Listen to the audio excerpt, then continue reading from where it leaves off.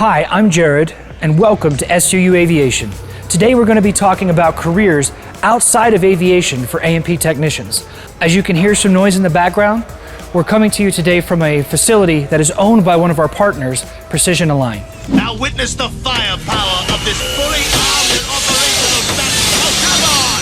Just because you have an airframe and power plant certificate does not mean that you are strictly limited to working within the aviation industry. Your certifications have many applications. Let's start with aerospace, the final frontier.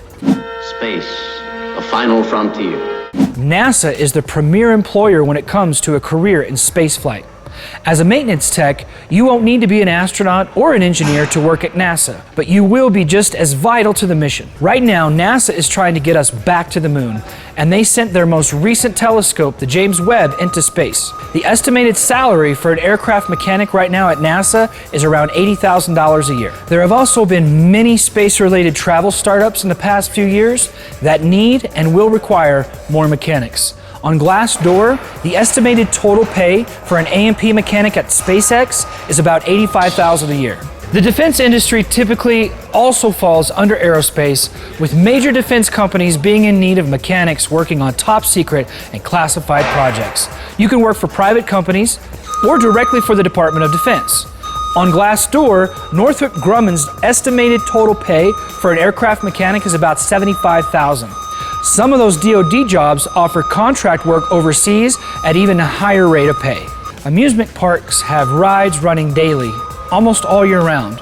There's simulated rides, there's roller coasters, monorails, all kinds of different attractions that use equipment and technology that mechanics need to work on.